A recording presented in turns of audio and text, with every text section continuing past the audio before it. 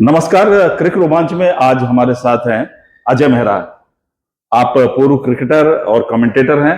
आप इनकी आवाज हर कहीं सुनते हैं, चाहे फिर वो डोमेस्टिक क्रिकेट हो, इंटरनेशनल क्रिकेट हो, आईपीएल हो, लीग हो। और खास बात यह है कि आपको क्रिकेट विरासत में मिली है, क्योंकि आप पूर्व टेस्ट क्रिकेटर स्वर्गीय विजय मेहरा जी के सुपुत्र हैं। तो बहुत बहुत स्वागत है अजय जी आपका। धन्यवाद नवीन जी। और सबसे पहले अजय जी, हम आपसे जानना चाहेंगे, आप चूंकि प्रथम श्रेणी भी खेले और फिर कमेंट्री से जुड़े, शुरुआत आपकी कैसे क्या रही? खासतौर से पहले हम क्रिकेट की बात करते हैं कि कब आपने अपना प्रथम श्रेणी का करियर शुरू किया? देखिए, पहले मैं दिल्ली से खेलता था। मैं क्योंकि दिल्ली में हम रहते थे, मेरे फादर एसबीआई में जॉब करते थे, तो दिल्ली की मैंने अंडर 15 खेला, फिर अंडर 16 खेला, अंडर 19 की मैंने कप्तानी करी और मेरी ग्रोथ वहां से हुई। और कहीं ना कहीं फिर मैं रणजी प्रोबेबल्स में भी आया दिल्ली के। पर वहां पे कहते हैं ना कि जब इतने बड़े खिलाड़ी हो, तो और जब मुझे मौका मिला, क्योंकि हमारा पीछे मेरे फादर बिलोंग करते हैं अमृतसर से, पंजाब से हम हैं। जब वो इंडिया भी खेले तब वो पंजाब में ही रहते थे, अमृतसर में। तो कहीं ना कहीं वहीं से शुरुआत हुई। तो मुझे मौका मिला कि आप वहाँ पे आइए और खेलिए, क्योंकि वहाँ पे एक टूर्नामेंट होती थी, कठोर शील्ड। तो वहाँ पे मैंने पहली बार वहाँ गया और जाते ही एक अच्छा बड़ी पारी खेल दी। और उसके बाद मुझे बहुत जल्दी मौका मिल गया 1989 में रणजी ट्रॉफी खेलने का। और उसके बाद एक अच्छी चीज थी कि पंजाब में कोई पॉलिटिक्स थी नहीं, बहुत साफ सुथरा, बहुत बढ़िया क्रिकेट, कोई सिलेक्शन में कोई दिक्कत नहीं, आप परफॉर्म करिए और खेलिए। और हमने बहुत बड़े सितारे देखे हैं पंजाब में। और मुझे बहुत सौभाग्य होता है मेरा कि मुझे इतने साल वहां पे खेलने का मौका मिला। मैं ग्रेटफुल हूँ पीसीए का। पर जो भी वो समय व्यतीत किया, बहुत अच्छा लगा। उसके बाद फिर मैं 2 साल नवीन जी राजस्थान भी गया, वहां भी खेला। पर बीच में जब पंजाब से खेल रहा था, मैं इंडिया के लिए खेला। काफी हमने विल्स ट्रॉफी, दिलीप ट्रॉफी, रानी ट्रॉफी। तो ये बड़ा अच्छा लगता है कि अब पीछे मुड़ के देखते हैं तो इतनी टूर्नामेंट्स में भाग लेने का मौका मिला।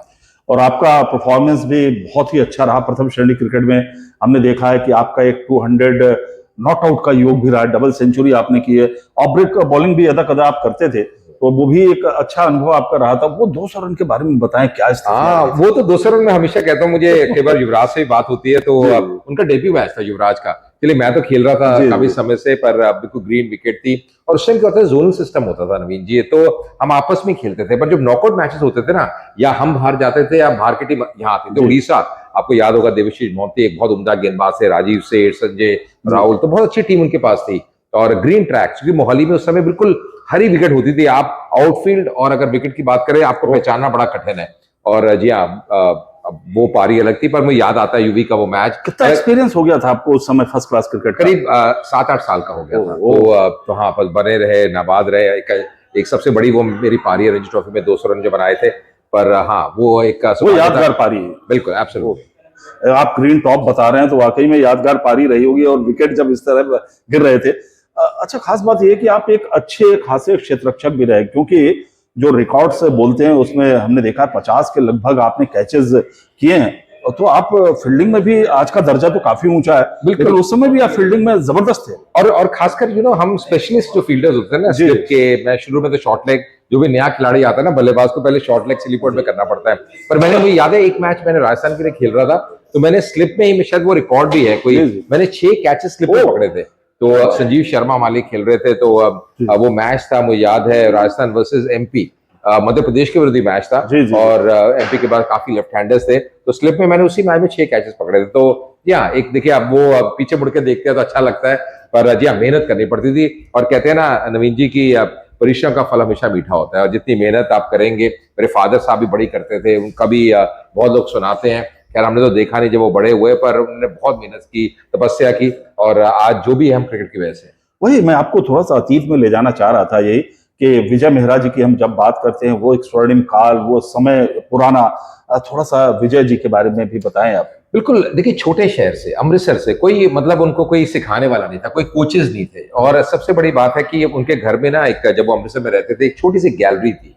और उनका मालिक का एक बेटा आता था, तो उनको वो कहते थे बस मुझे उनका, और वो किससे खेलते थे, बैट नहीं होता था, वो जो कपड़े धोने वाली थापी होती है ना, तो वो उनके पास थी। तो छोटे से थे, उनको शौक था कि घर में कोई क्रिकेट तो किसी ने खेली नहीं, तो ऐसे विरासत में उनको नहीं मिली थी, उनको नहीं मिली, आपको मिली। तो उनको तो मिली नहीं थी। पर वो क्या, वो छोटा सा आते थे और टेनिस बॉल या रबर बॉल से वो कहते थे बस सीधा खेलने का प्रयास। और उनका जो स्ट्रॉन्ग इतना हो गया, उनका डिफेंस, और वो क्योंकि वहीं पे खेलते थे, और बल्कि कई बार उनका जो माली का बेटा था ना वो थक जाता था, गर्मी इतनी होती थी, तो उनको थोड़ा सा कुछ खिला देते थे, कुछ पैसे देते थे कि चलिए आप मुझे करते रहिए, तो उसको भी थोड़ा सा होता था चलिए मैं बॉलिंग करता रहता हूं। पर वहीं से उनका जो डिफेंस था इतना स्ट्रांग हो गया, और देखिए बहुत छोटी उम्र में रणजी ट्रॉफी में खेले, आगमन हुआ, फिर हम सब जानते हैं उस टाइम यंगेस्ट थे जो इंडिया में, तो उनका रिकॉर्ड बेमिसाल है बिल्कुल। और 17 साल 265 के थे आप 1955 में जब उनका डेब्यू हुआ। आप सोचिए, छोटा शहर, कोई कोच नहीं, कोई सिखाने वाला नहीं, और अभी भी मुझे वो बताते थे कि अगर शायद उनकी थोड़ी सी ग्रिप, क्योंकि ग्रिप बताने वाला कोई था ही नहीं, पीबीएन स्कूल में वो गए अमृतसर में, और हालांकि वहां पे एक चीज जो कोच उनके कहते थे कि आप बस मेहनत करते रहिए, और मेहनत वो बहुत करते हैं, रनिंग हो, स्किपिंग हो, फिटनेस हो, बड़ा ध्यान देते थे। पर कहने के कोई कहते थे कि अगर छोटी सी मेरी ग्रिप और बदल जाती ना, शायद मैं अलग बल्लेबाज होता, क्योंकि ग्रिप का, टेक्निक का आपको पता नहीं जी कितना फर्क होता है, क्योंकि उनकी थोड़ी सी वो एक दिक्कत थी, पर उन्होंने बड़ी मेहनत करी। और सबसे बड़ी चीज थी कि बड़े बड़े गट्सी थे, कोई भी वेस्ली हॉल हो, चार्ली ग्रिफिथ हो, बगैर हेलमेट के खेलना, वेस्ट इंडीज में जाके खेलना। एक बार टेस्ट मैच में 1962 में उनका फ्रैक्चर हो गया थंब में, तभी वो खेलते रहे, सेकंड इनिंग में बल्लेबाजी करने के लिए आए, तब भी इंडिया को मैच जीतना था, तो उनकी पार्टनरशिप हुई। पर बड़े जुझारू और बड़े गट्सी प्लेयर थे, एक जुनून भी उनमें था, वो जुनून होना जरूरी भी है। विजय मेहरा जी की बात करें तो उस समय कौन कौन से ऐसे प्लेयर थे जो जिनके साथ मेहरा जी ने खेला? उस टाइम तो बहुत दिग्गज प्लेयर थे, अगर आप बात करें पंकज रॉय की, बात करें विजय मांजरेकर, दिलीप सरदेसाई, आप नाम लीजिए ना, एक से एक, सुभाष गुप्ते, मतलब वो लेजेंड्स हैं। और जब वो छोटे थे, जब उनका डेब्यू हुआ, तो वो ब्रबॉर्न स्टेडियम गए, और मैं बताऊं ट्रेन में बैठ के, पहले वो दिल्ली उतरे, दिल्ली से एक और ट्रेन पकड़ी, फिर वो मुंबई पहुंचे, 3-4 दिन पहले पहुंचे, विनू मांकड़ साहब उनसे मिले, तो उन्होंने उनको बताया कि आप, उन्होंने एक दिन पहले ही बताया, उनको पता नहीं था, उन्होंने प्रैक्टिस करते हुए देखा, क्योंकि युवा थे ना, और चुपचाप बैठे रहे ड्रेसिंग रूम में, देखते रहे ये बड़े बड़े नाम जो है, और मतलब वो एक अलग एरा था। नारी कॉन्ट्रैक्टर साहब अगर आप बात करें तो वो एक अलग था, उनकी लेगेसी जो थी उन खिलाड़ियों की अलग थी। पर ये बात भी बड़ी है कि इतने बड़े सितारों के बीच में स्थान बनाना इंडिया टीम में, बिल्कुल। और उनको ना सबसे पहली बार उनको जब चयन करते थे लाला मर्राज जी, उन्होंने देखा कि लाला जी तो इंडिया कैप्टन भी कर सकते, उन्होंने कहा ये लड़के में, क्योंकि इन्हें कॉमनवेल्थ के विरुद्ध रन बनाए, उन्होंने रणजी ट्रॉफी में रन बनाए, तो उन्होंने देखा ये लड़का अलग है, 15 साल का लड़का, जैसे अभी वैभव की हम बात करते हैं, उन्होंने कहा ये अलग है, तो उन्होंने फिर कहा कि ये लड़के को आगे प्रमोट करिए। पर वो रन बनाते गए, अपनी जगह उन्होंने बनाई इंडियन टीम के अंदर। और देखिए टेस्ट मैच उस टाइम खेलना, केवल उस टाइम पैसा तो मिलता था नवीन जी, ज्यादा पैसा था नहीं उस टाइम, पर एक पैशन था, एक लगन थी कि देश के लिए हमने खेलना है, एक सपना था उनका। न तो उतने सुविधाएं थी और न तो उतने अच्छे बैट थे, इंस्ट्रूमेंट भी उतने बढ़िया नहीं थे। और मैं फिर एक और चीज बताऊं, जब वो टेस्ट खेल गए कई साल बाद, हमने देखा कि वहीं से अमृतसर से बिशन सिंह बेदी जी आए, मदन लाल जी आए, और उनका सबसे बड़ी बात है कि वो 9 साल चयन करता रहे, सबसे जो लॉन्गेस्ट सर्विंग टर्म है, नॉर्थ जोन से बहुत क्रिकेटर्स आए उनके, और उनका जो नाम रखा था ना सबने, वो था रब जी। रब जी का मतलब है कि भगवान, क्योंकि वो सबको गाइड करते थे, सबके लिए हेल्प करते थे, बिल्कुल। और कहीं ना कहीं उन्होंने क्रिकेट को बहुत कुछ दिया, क्योंकि सिलेक्टर थे, बाद में भी जुड़े रहे, और उन्होंने कमेंट्री भी करी, और शायद मैं तभी उनके भी मैं उनके पथ पे चल रहा हूँ। पर जी हाँ, उनका एक सपना था कि इंडिया के लिए खेलना, और उन्होंने खेला। जिस बात पे भी हम आना चाहते हैं, बिल्कुल उसी बात पे आप आ ही जाते हैं। आज आप कोई भी चैनल लगाइए, आप डीडी पे जाइए, फिर स्टार स्पोर्ट्स पे जाइए, फिर मोबाइल एप्स पे जाइए, कहीं पे भी जाएंगे ना, आपको एक आवाज की खनक सुनाई देगी, वो रहेंगे अजय मेहरा। कितने दिन घर रह पाते हैं आप? ये तो मेरी वाइफ भी कहती है कि थोड़ा सा, पर देखिए अब ये कहते हैं ना, सफर ऐसे ही है, और काम करना है, कर्म ही सबसे बड़ी चीज है। पर जी हाँ, बड़ा अच्छा लगता है, क्योंकि मुझे नवीन जी, अच्छा ये भी आपको विरासत में मिला है? हाँ बिल्कुल, क्योंकि देखिए उन्होंने भी कमेंट्री बिल्कुल उन्होंने भी करी। और सबसे बड़ी बात है नवीन जी की, जब मैं मैच कोई भी करता हूँ, तो मुझे ना एक एहसास होता है कि अगर मैं खेल रहा होता, मैं रणजी ट्रॉफी भी कवर करता हूँ, कई बार 4 दिन के मैचेस होते हैं, कई बार बड़े बड़े रन भी बनते हैं, तो मुझे एहसास होता है कि अगर मैं खेल रहा था मैं क्या करता, तो मैं बिल्कुल जुड़ा रहता हूँ। तो मुझे एक अंदर से एक प्यार अलग है क्रिकेट के लिए, बहुत मतलब मुझे अच्छा लगता है। यंगस्टर्स को मैं देखता हूँ आजकल क्रिकेट कहाँ चली गई है, और मुझे सबसे अच्छी चीज लगती है जो बीसीसीआई ने भी जो किया है। देखिए आईपीएल की वजह से सारे फाइनेंशियली इतने सिक्योर है, मतलब सबको इतना काम मिल रहा है, कमेंट्री हो रही है, अलग अलग लीग्स हो रही हैं, इंटरनेशनल लीग्स तो हो रही है, बट डोमेस्टिक लीग्स की अगर आप बात करें, आईपीएल कितना बड़ा मंच बन गया है, तो मुझे लगता है सबके लिए अगर आप देखें जो काम है वो बढ़ गया। और अजय जी कमेंटेटर हैं, प्लस आप टीवी चैनलों पे देखते हैं, एक्सपर्ट की भूमिका भी है, और अब ये होस्ट और एंकर की नौकरी भी खा रहे हैं, क्योंकि वहां पे भी ये कई बार अपने हाथ दिखाते हैं। खैर कोई अच्छी बात है। मैं किसी एक बात कहना पड़ेगा आपको, आपकी जो आवाज है वो गॉड गिफ्टेड है, आवाज काफी अच्छी है माशाल्लाह, और वो उससे काफी फायदा भी आपको मिलता है, जो स्ट्रॉन्ग वॉइस और फिर क्रिकेट की नॉलेज, फिर टेस्ट क्रिकेटर्स के साथ, फर्स्ट क्लास क्रिकेटर के साथ आप खेले हैं। एक सर्वश्रेष्ठ यादगार पारी आपकी क्या रही? मुझे लगता है, मैं हमेशा कहता हूं, देखिए 200 भी किया, शतक भी लगाए, सब कुछ किया, पर मैं ना एक रिकॉर्ड जो मुझे कुछ साल पहले पता चला कि मेरे फादर और मैंने कैरेट द बैट किया था। देखिए वो इंडिया में किसी ने किया नहीं, वो खाली ओपनर ही कर सकता है, वो हम फर्स्ट क्लास क्रिकेट की बात कर रहे हैं।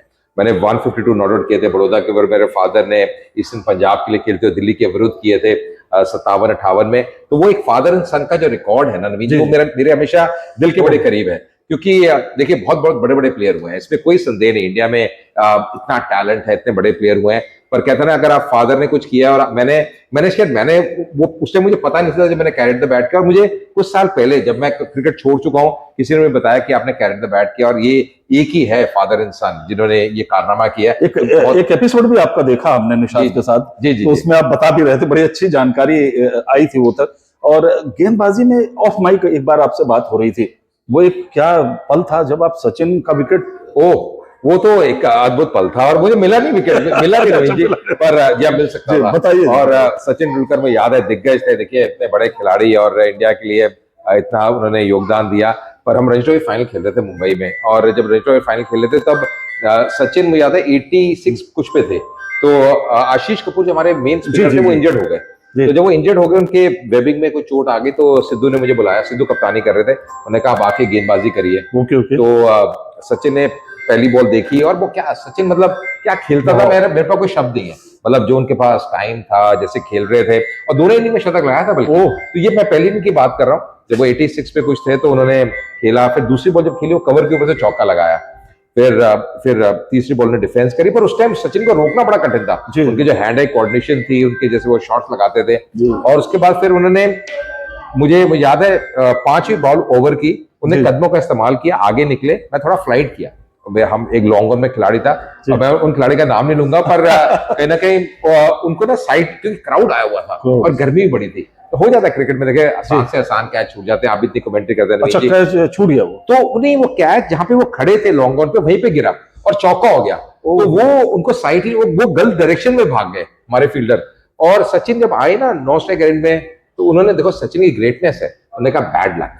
तो मतलब आप ये सोचिए कि एक बल्लेबाज भी जानता है कि मैं आउट हो सकता था, पर हुआ नहीं, पर उसके बाद शतक लगाया, वो भी इतिहास है। फिर दूसरी इनिंग में भी शतक लगाया, दूसरी में मैंने ऐसा कुछ हुआ नहीं था पल, पर वो मुझे पल थोड़ा सा दुख इसलिए होता है कि मैं अगर रणजी फाइनल में उनकी विकेट ले लेता तो एक बहुत बड़ा मेरे लिए पल होता। मिलते मिलते बस रह गया विकेट, आप कह सकते हैं। ये है, इस संयोग की बात है, मतलब नहीं लिखा था तो नहीं लिखा। आपका कमेंट्री की शुरुआत कब हुई? पहला मैच आपने कब किया, किसके लिए किया था? मैंने 2004 में किया था, कहीं ना कहीं मैंने स्टार्ट किया डीडी से किया, फिर जब मेरी फादर की डेथ हुई 2006 में, तब बीसीसीआई ने डोमेस्टिक क्रिकेट स्टार्ट करी थी, और मुझे याद है डोमेस्टिक क्रिकेट के लिए मुझे दिसंबर में फोन आया, तब न्यूज स्पोर्ट्स पे आता था, और मुझे पहली बार फोन आया कि आप क्या जुड़ना चाहते हैं, क्योंकि मैं एक चीज थी कि मैं, क्योंकि अच्छे कॉलेज गया, स्कूल गया, इंग्लिश हिंदी दोनों में मेरे लिए काफी, मेरे को ऐसी दिक्कत होती नहीं, तो उस टाइम इंग्लिश में कमेंट्री चल रही थी, तो मुझे पहली बार वहां पे मौका मिला। फिर मैं डीडी के लिए तो करते ही रहा बहुत साल, मैंने अभी भी कर रहा हूँ, और फिर बीसीसीआई के लिए, बीसीसीआई की अपनी चैनल आई तो वहां पे करता रहा। तो वो मुझे पहली बार जो बीसीसीआई की जो बात थी, वो हमें 2006 में जब डोमेस्टिक उन्होंने स्टार्ट करी थी, जो इंटरनेशनल मैचेस तो पहले कवर होते ही थे, पर डोमेस्टिक स्टार्ट हुई तब से मैंने स्टार्ट किया, और अब ये अच्छा सफर नजर आ रहा है। बहुत अच्छा सफर है, और ये ऐसा लग रहा है आपसे बातें तो न जाने कितनी कर सकते हैं, 2-3-4 एपिसोड भी बना सकते हैं। लेकिन कैसा चैलेंज आपको, कैसा लगा कमेंट्री में, कितना चैलेंजिंग है अगर युवाओं के लिए बोलें? देखिए मुझे लगता है कि आजकल स्कोप बहुत है, क्योंकि आजकल इतनी क्रिकेट है, और अगर आप में वो कला है, देखिए मेहनत तो करनी पड़ती है, और जितना मेहनत करेंगे आप सीखेंगे अच्छे कमेंटेटर से। मैं भी कई बार जब हम कमेंट्री सुनते हैं तो कई चीजें आप नोट करते रहते हैं, देखते रहते हैं कि कौन कैसा बोल रहा है, कब आपको रुकना है, कब आपको पॉज लेना है, तो कई तमाम चीजें रहती हैं। कई बार देखने में बड़ा आसान लगता है, पर इतना आसान होता नहीं, और जब आपको लगातार पूरा दिन कमेंट्री करनी है तो वो भी एक आपके लिए एक चैलेंज रहता है। पर मुझे लगता है, देखिए अब तो हम यूज्ड टू हैं, आदी हो चुके हैं, पर जो भी युवा आ रहा है, मुझे लगता है कि बेशक आप क्रिकेट खेलें या नहीं खेलें, अगर आप में वो मेहनत करने का है, सीखने का आप में दमखम है, तो जरूर आप बहुत अच्छे कमेंटेटर बन सकते हैं। जी, चलिए जल्दी से चलते चलते एक दो बातें कि आपकी पसंदीदा, अगर खान पान की बात करें तो सबसे बढ़िया क्या पसंद है आपको? देखिए अभी तो मैं इंदौर में हूँ, तो इंदौर में तो ये सबको अच्छा लग रहा है, तो बहुत बहुत यहाँ पे बढ़िया है। जी। पर मुझे लगता है कि जब, क्योंकि मैं पंजाब से हूँ, तो मुझे जो छोले कुलचे है ना, ओहो, छोले कुलचे मेरे क्या बात फेवरेट है, मेरे दिल के बड़े करीब है।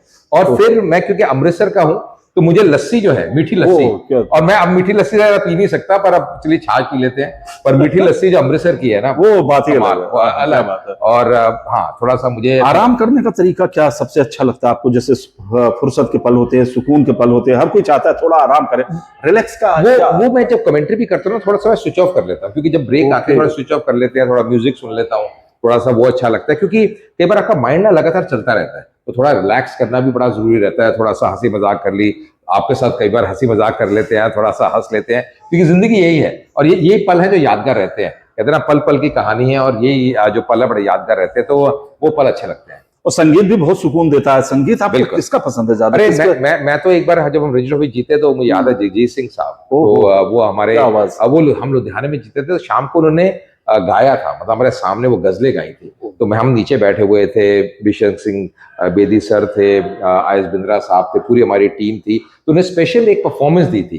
तो मुझे याद है वो शाम, और जब मैंने उनको सुना, उनकी जादुई आवाज सुनी, तो मैं लगा ओहो, ये तो क्या है। तो उसके बाद हम तो सब फैन हो गए, हमारे कई टीम के जो लोग हैं वो सब फैन हो गए।